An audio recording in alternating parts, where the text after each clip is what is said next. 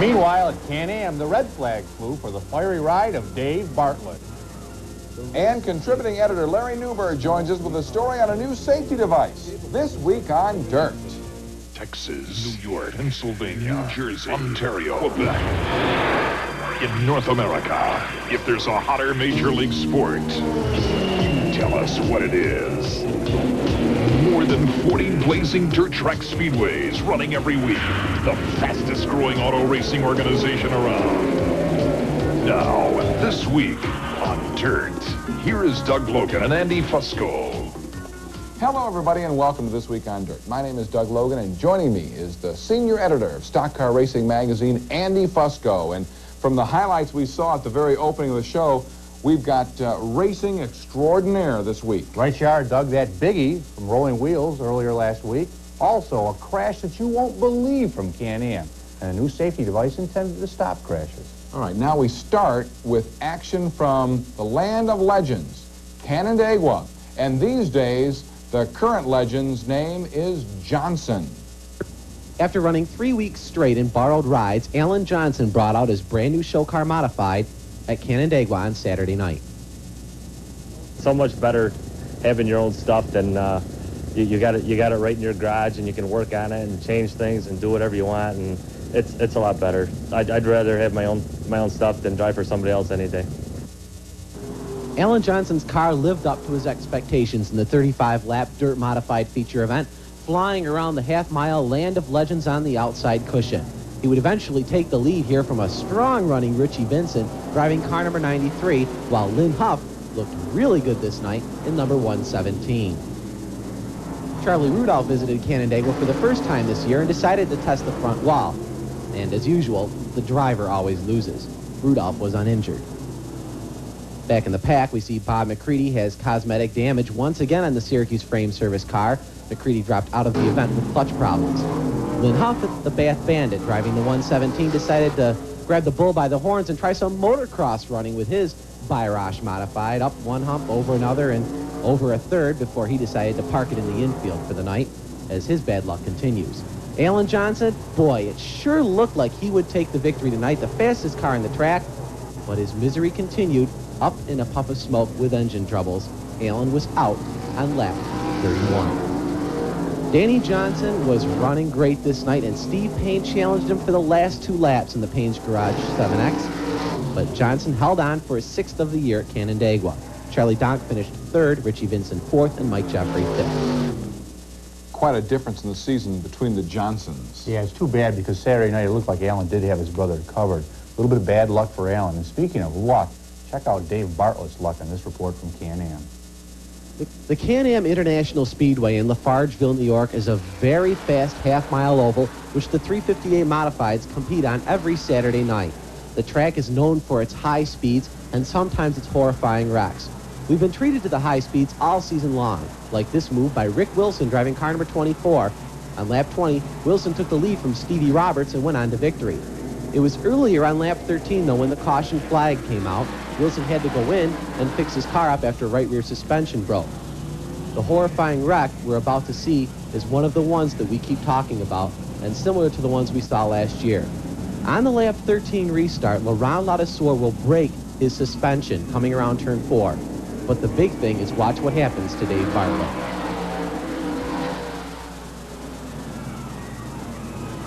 Up and over he went, but the big thing is the roll cage stayed intact. We had a word with Bartlett after the accident.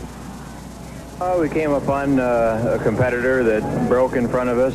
I tried to go around him and hop the wheel. Away we went. According to Bartlett, the car is a complete write-off, destroyed in the wreck. As far as Rick Wilson is concerned, with his sheet metal flapping in the wind, he would cross the line for a sentimental victory. Sentimental, you say? Well, listen closely in the Victory Lane speech. Hey, when I broke there tonight, I was so upset because today I went in to see my grandmother this morning, and she died at dinner time, bless her soul, and she told me where she died. She said, I'll be with you tonight. You're going to win. You sure did. Like I don't know how you handle that, but you handled it very well. Let's give him a nice round of applause. The 24K of Rick Wilson. And he took it into Victory Lane for the Wheels Automotive Discount. Turn right around there, bud. That's for great. There's a look at the thrill of victory. and the agony of defeat. Also, we'll have Rolling Wheels coming right up after this. Hey Canada, this is Jeff Bodine. I'll be racing at Grand Prix in Drummond July 10th and 11th. Don't miss it.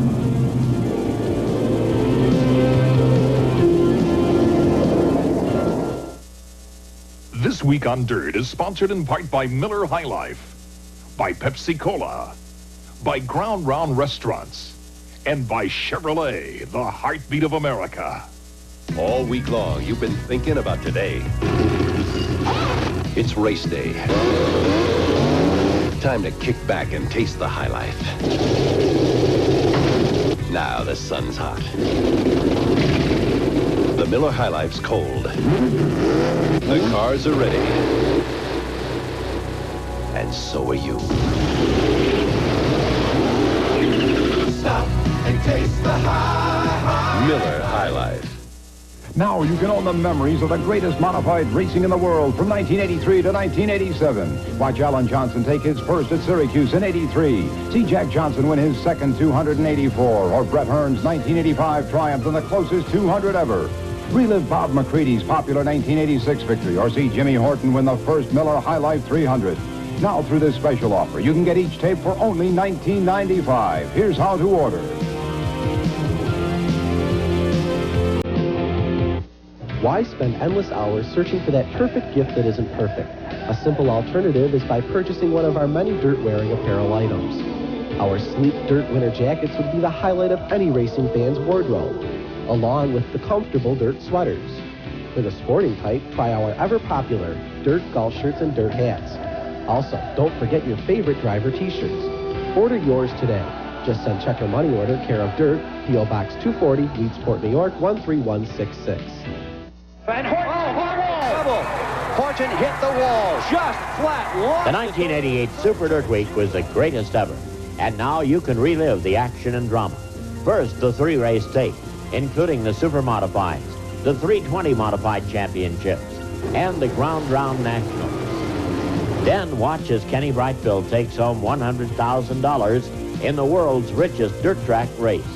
Get one for $29.95, both $49.95. Many of the prime runners were in attendance at Rolling Wheels last Sunday. Andy, was this an accurate preview of things to come? Geez, Doug, I certainly hope not, because it isn't much fun to go to the races and watch everybody run for second. The stage is set for the showdown, the Northeast Showdown at the Rolling Wheels Raceway on Sunday night. And all of the top drivers are on hand for the first $5,000 payday of 1989. One of Dirt's hottest drivers, Brett Hearn, jumped out front at the start of the race, driving the Freightliner trucking number 6. Behind him, Alan Johnson was back in the action after recovering from his incidents at Canandaigua the night before, racing with his brother Danny, while Dave Lape in the Fred Burroughs number 22 was catching them. Billy Decker in the Wheels Discount Auto Supply Store's number 91 would eventually drop out. You will see why later. Jack Johnson was also a contender. Along with these runners, Bob McCready, Doug Hoffman, and Kenny Tremont were all on hand. Tremont is driving car number 87, the same car he drove in the National Auto Supply Championship in October at Syracuse in 1988. You'll see Hoffman and McCready working their way through the field, but the first casualty of the night would be Kenny Brightfield and Doug Hoffman, involved in this backstretch incident, both drivers out of the action. The next two drivers out of the race, Scott Wood and Pat Ward, into the wall in the front stretch. Jack Johnson looked as strong as he did in Florida and Texas, the first time he's looked really good up north this season. Johnson would end up third at the end of the race. Fred Cate also looked strong, racing here with last week's driver of the week, Jeff Trombley, in car number 21J. Steve Payne dropped out, sending Alan Johnson into a near spin, but the class of the field was Brett Hearn. Every time we made a move on the track, Danny seemed to counter that with something else, so it was a lap-by-lap thrash. I was telling Brett exactly where Danny was the whole time, and I feel like I ran 100 laps with him. I'm tired. While Hearn held off Johnson, Bob McCready in the Syracuse Frame Service number 9 challenged all race long, but would drop out on lap number 49. And Billy Decker, you asked? Well, he was watching the race from a different perspective. He was uninjured in this wreck. Watch these two guys. With Hearn, Johnson, and Johnson up front, it was Kenny Tremont and Dave Late battling for the 4th spot. Tremont searching for that small block spot in Syracuse. Late decides the inside's better in turn 1, while Tremont decides the inside's better in 2. Dave says, hey, that inside groove looks great, so I'll try the inside again in turn 3. Great racing all night long in front of a stellar crowd. And still up front, Brett Hearn swept on to the $5,000 victory, his 11th of the year on the dirt circuit in the Freightliner number 6. I paced myself a little bit, but the track was in great shape tonight, and we got a good break by winning our heat race and starting up front, and we just had to, just keep thinking, and we came through. You seemed to cool the tires a lot on the caution flags. Was there a tire problem? Well, I felt that the tires were a little bit better when they were cool, but looking at the tires now, I really didn't have a problem. But they did seem to run a little bit better for a couple laps after I cooled them off, so we just kept doing that. We were speaking to Jay, your radio man. He says he feels like he ran 89 laps. He was talking to me every lap and keeping me informed on where my grooves were going and how they were looking. Sometimes it's hard to feel how fast you are when you go to the bottom or to the top or vice versa. And he can tell me, well, that's a good groove or that's a bad groove, and that helps me a bunch on the racetrack. Well, I'm really fortunate, like I said before, to have a good car, overhead door car, that be able to run. So, we're happy it's over with early, and now we can concentrate on some other things and maybe get our program going a little bit better in a big block. After 88, crash-filled, hard luck, quite a year this year thus far for Brett Hearn. Complete turnaround for Hearn. He was absolutely awesome at the wheels. Danny Johnson driving the wheels off the car just to keep up. Brett Hearn looked like he was out on a Sunday afternoon cruise. Now a preview of the Skoal Racing Super Dirt Series 89 when This Week on Dirt returns. A win at Rolling Wheels, it can't get any better than this. Stay tuned for more of This Week on Dirt.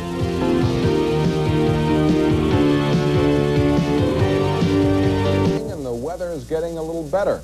And the Skoal Racing Super Dirt Series 89 is upon us. Our Brian Spade puts the highly competitive series into perspective with this report.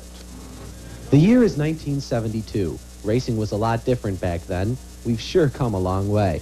But traveling through time with the body styles was the Super Dirt Series. The series started back then, and since '72, it has proven to be the test of many drivers' abilities and talents.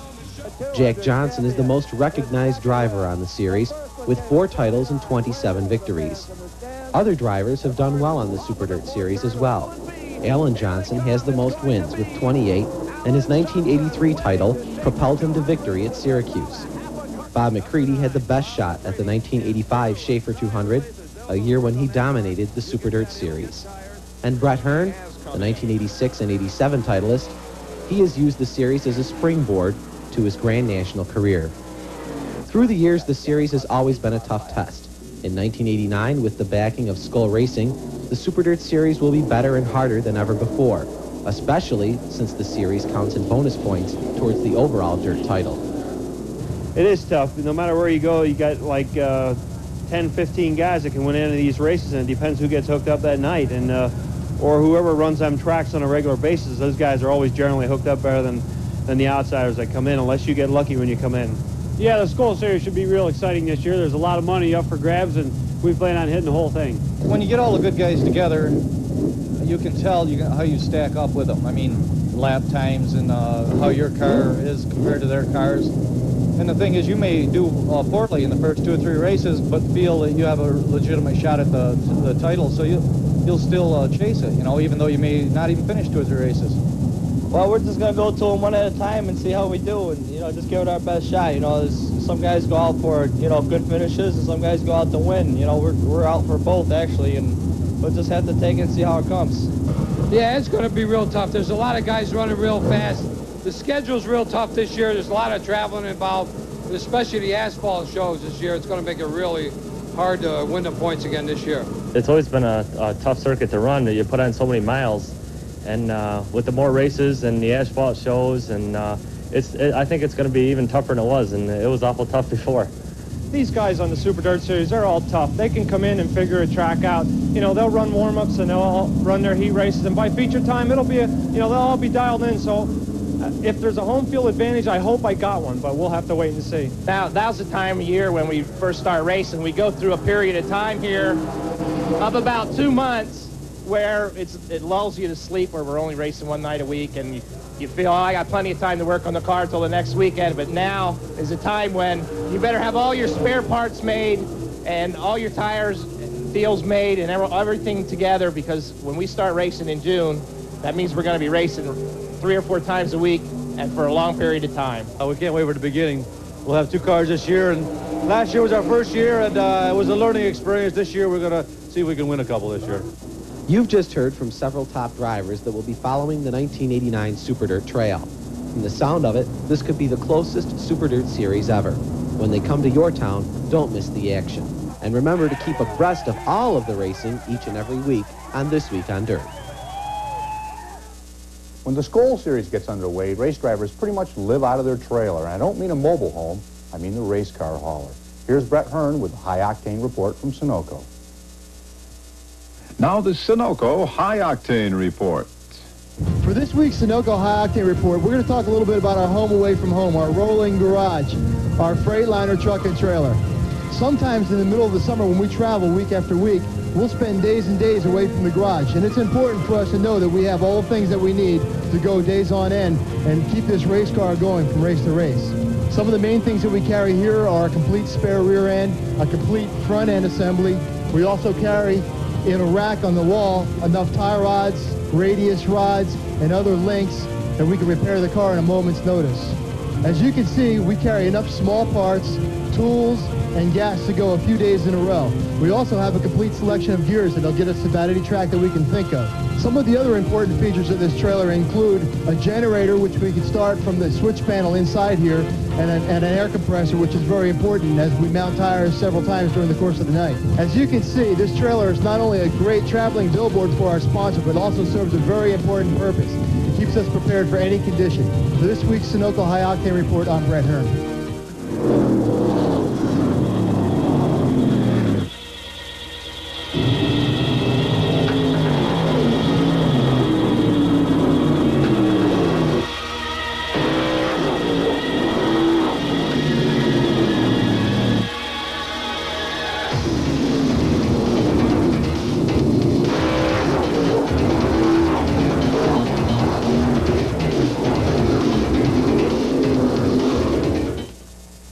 It takes a total team effort on the track and on the way to the track to win. And at Flemington Speedway, they'll be looking to get the checkered flag Wednesday, June 28th, the Skoal Racing Super Dirt Series 89 at 8 o'clock.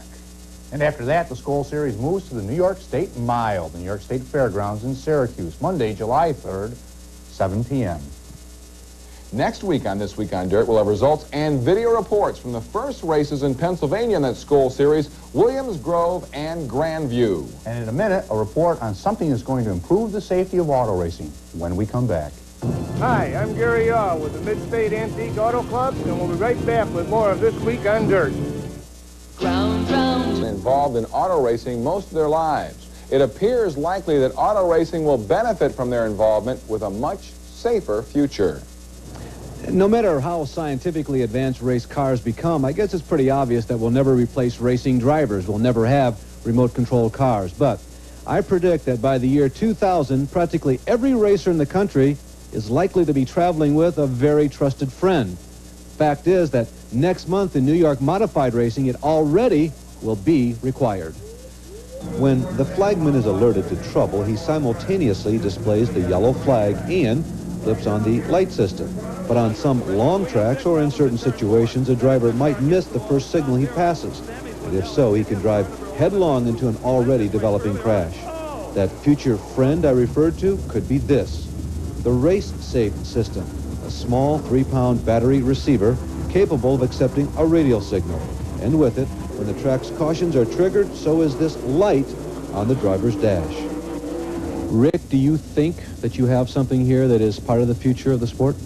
Well, being involved in motorsports for the last 18 years, Larry, I've found a real need for something a little bit better than what we have today, and that's the flag person in the existing lights. We've not updated that since racing began.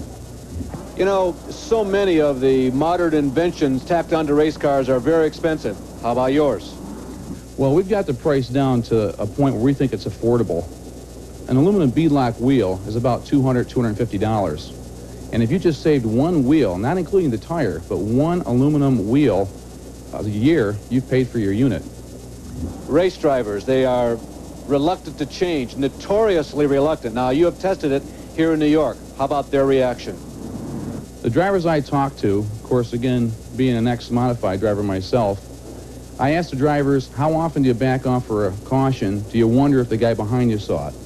And then, no matter what they say, they always wonder.